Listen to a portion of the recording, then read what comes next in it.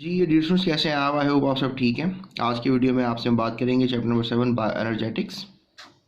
और स्टूडेंट्स आज का जो लेक्चर होगा वो होगा डार्क रिएक्शंस के ऊपर, जिसको हम कैल्विन साइकिल भी कहते हैं। स्टूडेंट्स पहली बात तो आपसे ये करेंगे कि जो कैल्विन था उसको नोबेल प्राइज़ भी दिया गया इस डार्क रिएक्शंस को एक्सप्लेन करने पर इन 1961, और इसके काम को जो है बड़ा सराहा गया। बेसिकली इसने फोटोसिंथेसिस की डिटेल के ऊपर जो है हमें बातें शेयर की, यानी इसने हमें फोटोसिंथेसिस की डिटेल के बारे में बताया। तो लिहाजा हम बात करते हैं टॉपिक की।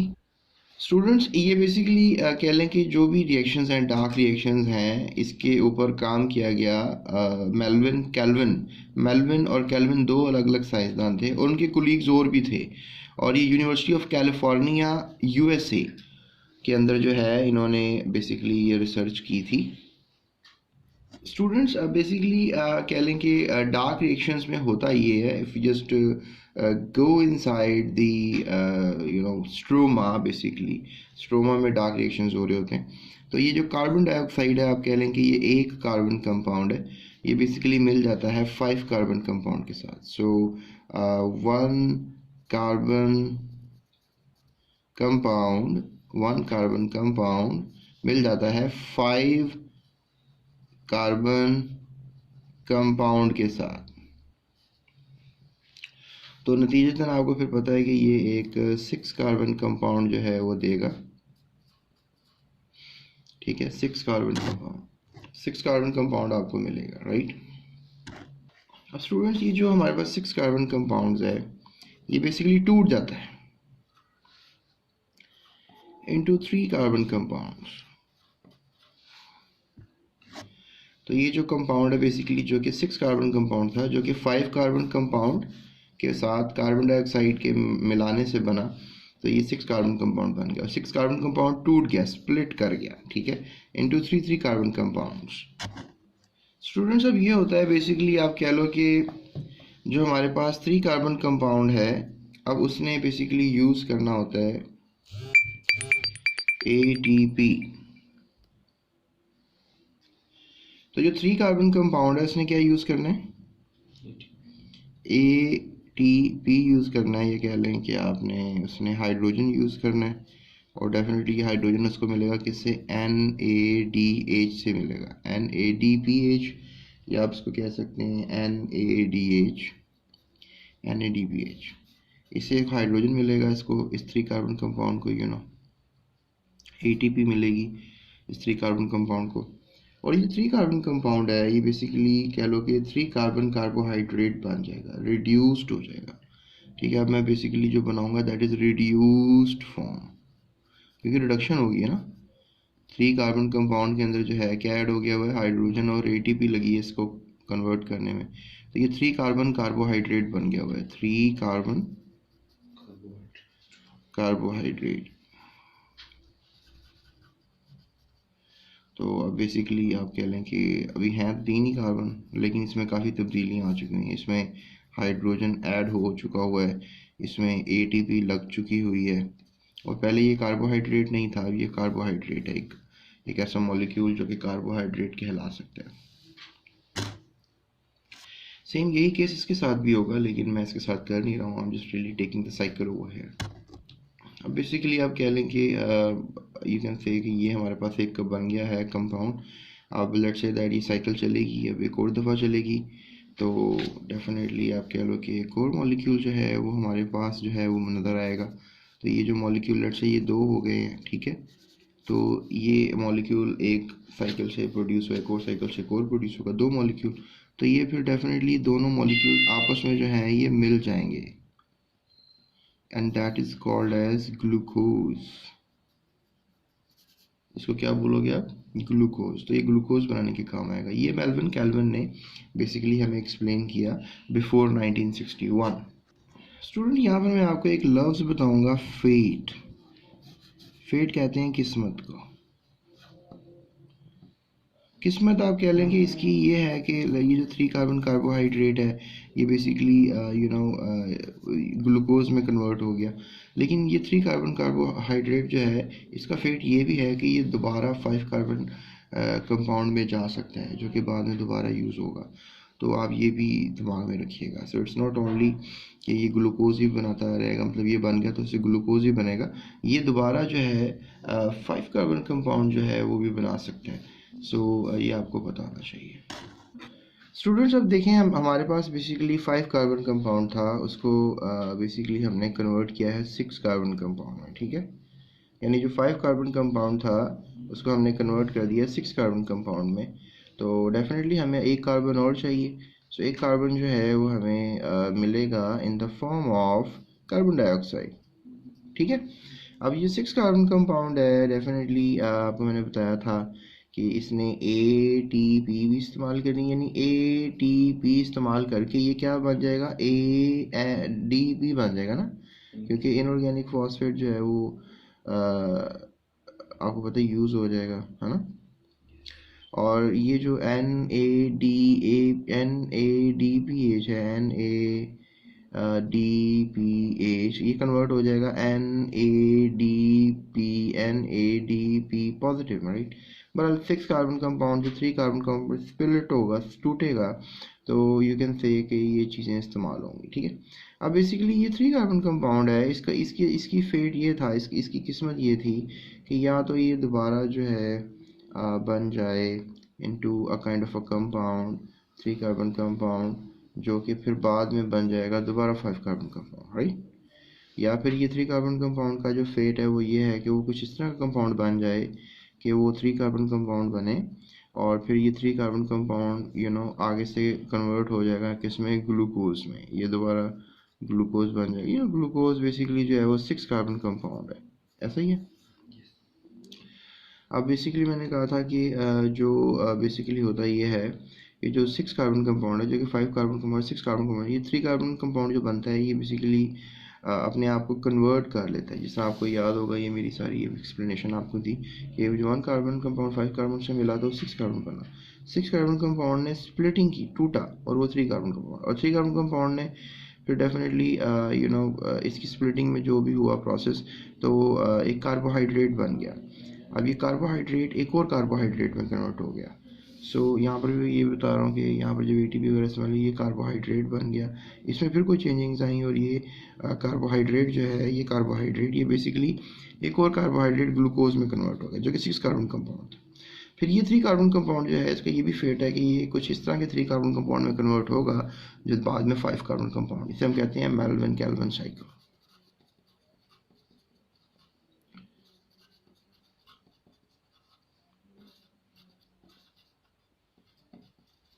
ठीक है, what do you call this thing, Melvin Calvin cycle. इसे हम कैल्विन साइकिल के नाम से भी जो है याद कर सकते हैं, या इसको हम सिट्रिक एसिड साइकिल भी कहते हैं, क्योंकि ये सिट्रेट कंपाउंड जो कार्बन, इसको सिट्रेट कहा जाता है। तो इसमें बस ये कैलकुलेटर आपने याद रखना है कि ये 3 मॉलिक्यूल्स पार्टिसिपेट करेंगे, तो फिर ये 3 मॉलिक्यूल्स ही बनाएंगे, right.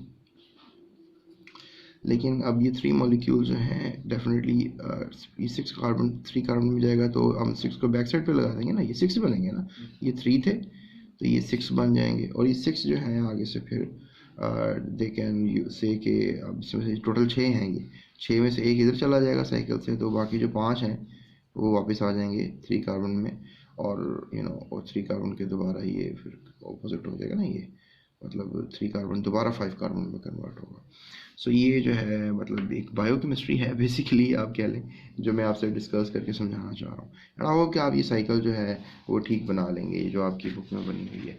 So you can say that कि अगर 5 कार्बन 3 है, तो ये 3 ही आपको चाहिए होंगे कार्बन डाइऑक्साइड के मॉलिक्यूल, ताकि ये तीनों को समहाउ कन्वर्ट कर दें 6 कार्बन में। और फिर डेफिनेटली ये जो रिडक्शन हुई है 6 कार्बन की 3 कार्बन में, ये भी प्रोसेस पे चलता रहेगा। सो ये डायग्राम जो है आपकी बुक में बनी है, जो कि आपको आनी चाहिए, राइट। सो अब हमने बात करनी है कि क्लोरोफिल का क्या रोल होता है, और लाइट का क्या रोल होता है inside the photosynthetic process. Students, अब हम बात करते हैं कि रोल ऑफ क्लोरोफिल लाइट और and light in photosynthesis. Photo का मतलब आपको पता है स्टूडेंट्स, लाइट को कहते हैं, और सिंथेसिस का मतलब होता है टू मैन्युफैक्चर।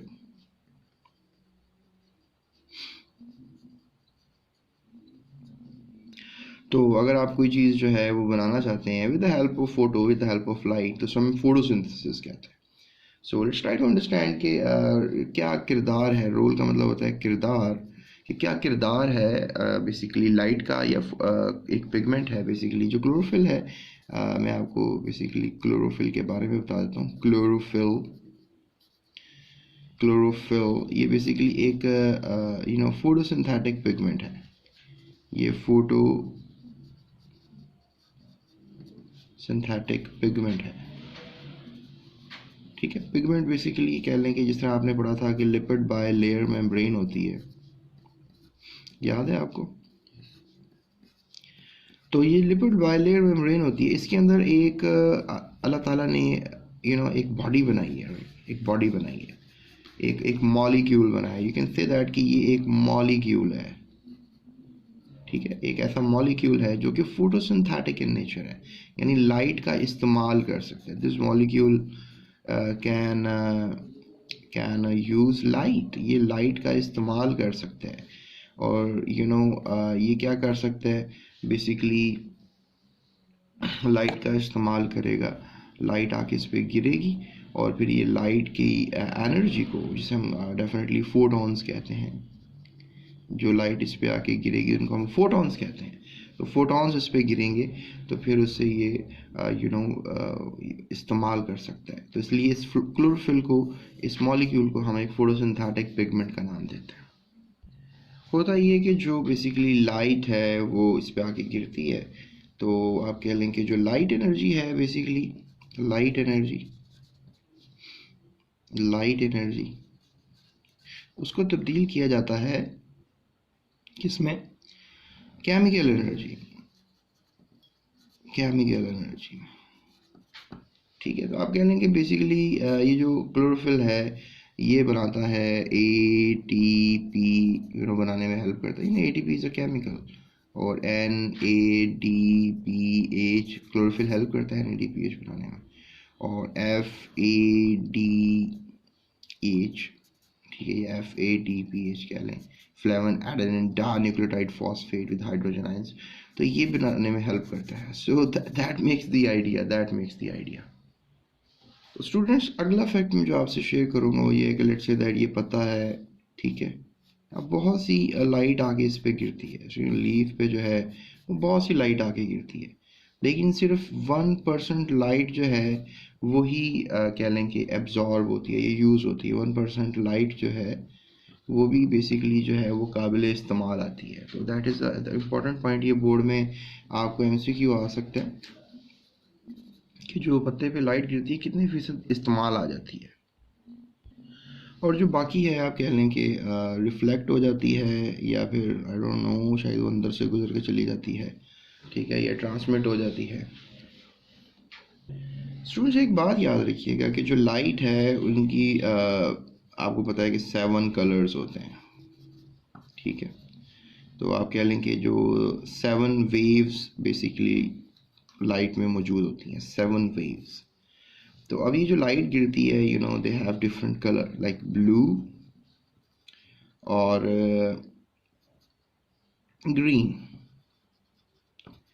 अब ये जो रेज होती हैं, blue rays and green rays, blue rays जो हैं वो एब्जॉर्ब हो जाती हैं, जबकि जो ग्रीन रेज होती हैं बेसिकली ये रिफ्लेक्ट हो जाती हैं। तो अब ये ग्रीन रेज के रिफ्लेक्ट होने से ही पत्ता ग्रीन नज़र आता है। इंटरेस्टिंग पॉइंट ये। और जो ब्लू रेज हैं जो लाइट से आ रही हैं, ब्लू रेज वो एब्जॉर्ब हो जाती हैं। बेसिकली आप कह लो कि जो फोटोसिंथेटिक पिगमेंट है, क्लोरोफिल है, ये बेसिकली जो फोटॉन्स यूज़ कर रहा है, ये कौन सी लाइट के यूज़ कर रहा है? ब्लू लाइट के। आपको पता है ना लाइट के डिफरेंट कलर्स होते हैं। प्रिज्म नहीं होता है, प्रिज्म में अगर आप लाइट को मारो ना तो सारे डिफरेंट 7 कलर्स बाहर आ जाते हैं तो ये प्रिज्म का एक कमाल है कि ये जो लाइट है डिफरेंट किस्म की वो अलहदा कर देता है। So the blue and red light carry out more photosynthesis. अब ग्रीन लाइट तो रिफ्लेक्ट होती है, ब्लू और रेड लाइट भी होती है, इसके बारे में मैंने बताया नहीं। सो रेड लाइट, तो ये जो रेड लाइट होती है ये बेसिकली फोटोसिंथेसिस करने में ज़्यादा हेल्प करती है। तो आप बेसिकली ये भी याद रखिएगा कि जो हमारे पास मेम्ब्रेन है सेल की, ये बेसिकली थैलाकॉइड मेम्ब्रेन कह लें, ये जो मैं मेम्ब्रेन बना रहा हूँ ये बेसिकली थाइलाकॉइड मेम्ब्रेन है, थाइलाकॉइड मेम्ब्रेन। तो ये बेसिकली जो मेम्ब्रेन है आप कह लें कि ये हेल्प करती है एक सिस्टम क्रिएट करने में। यू कैन से कि ये आगे भी एक पिगमेंट है, यू जस्ट कैंट से कि पीछे ही पिगमेंट था, आगे भी एक पिगमेंट है, that is chlorophyll A. Let me tell you one thing, that is chlorophyll A, right, and that is chlorophyll B, right. तो ये जो क्लोरोफिल ए है, जो क्लोरोफिल बी है, ये दोनों रास्ते में और भी बहुत से एसेसरी पिगमेंट्स एम्बेडेड होते हैं, ये भी याद रखिएगा। तो ये और भी पिगमेंट्स होते हैं। सो ये सारा जो पिगमेंट्स का सिस्टम है इन्हें हम कहते हैं फोटो सिस्टम्स, ठीक है। What you call this all things? Photo systems. इनको हम फोटो सिस्टम्स का नाम देते हैं। सो ये थैलाकॉइड मेम्ब्रेन में होते हैं। ये आपको एक दफ़ा बोर्ड में क्वेश्चन आया कि क्लोरोफिल कहाँ पर होता है, that is there in thylakoid membrane, ये आपने याद रखना है। तो आप इन सब पिगमेंट्स के लिए ग्लव्स इस्तेमाल कर सकते हैं, क्लस्टर्स, ये क्लस्टर्स बेसिकली होते हैं। स्टूडेंट एक बात मैं आपसे शेयर करूँ, और ये जो पिगमेंट है जो कि सबसे पहले आया लाइट सिस्टम में, दैट इज क्लोरोफिल ए। तो chlorophyll A main photosynthetic pigment है। फिर आप कहें सर आगे तो क्लोरोफिल बी भी आ रहा है, लेकिन ये आप कह लें कि मेन फोटोसिंथेटिक पिगमेंट कहलाएगा, तो ये मेन नहीं है। मेन क्लोरोफिल ए होता है, फिर बी है, और बीच में होता है और भी फोटोसिंथेटिक पिगमेंट्स हैं, इन्हें हम कैरोटीनॉइड्स कहते हैं, कैरोटीनॉइड्स, राइट। ये मैं आपको स्पेलिंग लिख देता हूँ। तो स्टूडेंट्स आप इनको कैरोटीनॉइड्स भी कह सकते हैं, ये जो बीच में आ रहे हैं इन बिटवीन, ये सारा फोटो सिस्टम है, क्लस्टर्स हैं बेसिकली, मेम्ब्रेन के अंदर एम्बेडेड होते हैं। तो इनको हम जो हैं बेसिकली कैरोटीनॉइड्स और क्लोरोफिल बी को एक और नाम देंगे एसेसरी पिगमेंट्स। एक दफ़ा बोर्ड में क्वेश्चन आया था, व्हाट आर एसेसरी पिगमेंट्स, तो आपने नाम देना है कि जो क्लोरोफिल बी हैं और जो कैरोटीनॉइड्स हैं जो कि इन बिटवीन क्लोरोफिल ए और बी होते हैं, दे आर कैरोटीनॉइड्स, और इनको हम एसेसरी पिगमेंट्स कहते हैं। So you call them as accessory pigments, right? और क्लोरोफिल बी और कैरोटीनॉइड इनको हम कहेंगे। स्टूडेंट्स देखो, ये जो हमारे पास क्लोरोफिल ए है, ये लाइट को एब्जॉर्ब कर रहा है। मैंने आपको कहा ब्लू और रेड लाइट एब्जॉर्ब होती है, तो लेट्स से दैट कि जो क्लोरोफिल ए लाइट एब्जॉर्ब कर रहा है और जो क्लोरोफिल ए एब्जॉर्ब नहीं कर सकता, डिफरेंट किस्म की लाइट होती है, उसकी डिफरेंट वेवलेंथ है, तो फिर इनको कैरोटीनॉइड्स भी एब्जॉर्ब कर पा रहे हैं उस लाइट एनर्जी को, और भी क्लोरोफिल बी भी एब्जॉर्ब कर पा रहा है। तो ये मैं आपसे बात शेयर कर रहा हूँ। So it is these pigments are associated like a जी थिंग, लुक एट दैट, जी, ये एक एसोसिएटेड है, ये एम्बेडेड है किस तरीके से, जी की तरह के स्ट्रक्चर से। तो डेफिनेटली जो क्लोरोफिल ए एब्जॉर्ब नहीं कर पा रहा लाइट, वो कौन एब्जॉर्ब करेगा? एसेसरी पिगमेंट्स कैरोटीनॉइड्स एब्जॉर्ब करेंगे, या फिर क्लोरोफिल बी एब्जॉर्ब करेगा, और इस तरह ही होता है। उसके बाद स्टूडेंट्स अगर हम बात करें कि पिगमेंट्स क्या होते हैं, एक दफ़ा बोर्ड में क्वेश्चन आया व्हाट आर पिगमेंट्स, तो ये भी बड़ा इंपॉर्टेंट क्वेश्चन है। तो स्टूडेंट्स पिगमेंट्स क्या होते हैं, तो आप कहेंगे पिगमेंट्स तो सब्सटेंसेस हैं जो कि एब्जॉर्ब करते हैं विजिबल लाइट, जब हमें लाइट नज़र आ रही है। So these are the substances जो विजिबल लाइट को एब्जॉर्ब कर लेते हैं। So different pigments absorb light of different wavelengths, ठीक है, डिफरेंट, जैसे कुछ ब्लू लाइट को एब्जॉर्ब कर रहे हैं, तो कुछ किसको कर रहे हैं, रेड लाइट को एब्जॉर्ब कर रहे हैं। सो दो किस्म की लाइट एब्जॉर्ब होती है, blue light and red light. So मैंने पहले जो है आपको याद होगा, ये मैंने तस्वीर दिखाई थी। So that these are the two photosynthesis, membrane के अंदर सिस्टम्स हैं, और ये लाइट आके पड़ रही है फोटॉन्स, और फिर पानी को तोड़ा जा रहा है जिससे इलेक्ट्रॉन्स लिए जा रहे हैं पानी से, और फिर ये इलेक्ट्रॉन्स जो हैं बेसिकली एसेसरी पिगमेंट से गुजर रहे हैं, इलेक्ट्रॉन्स, और फिर ये इस पिगमेंट के पास आ गए हैं। Chlorophyll B basically, right, chlorophyll A, chlorophyll B, इसको आप ए कहेंगे और इसको आप बी कहेंगे, क्योंकि ये मेन पिगमेंट क्लोरोफिल ए है।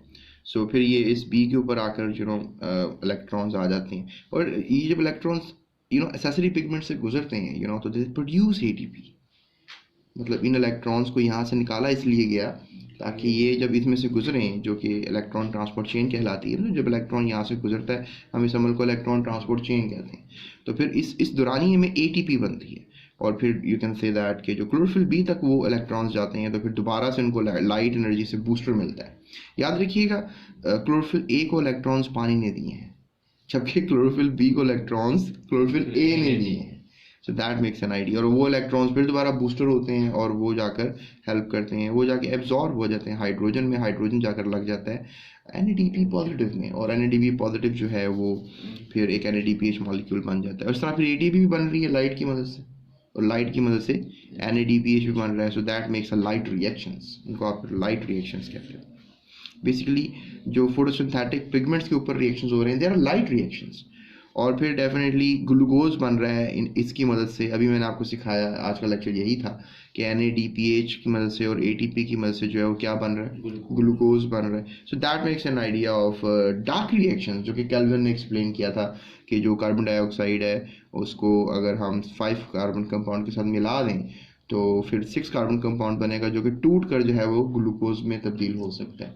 तो लेकिन उसके लिए एनर्जी चाहिए, तो वो एनर्जी मिलेगी NADPH और ATP की शक्ल में।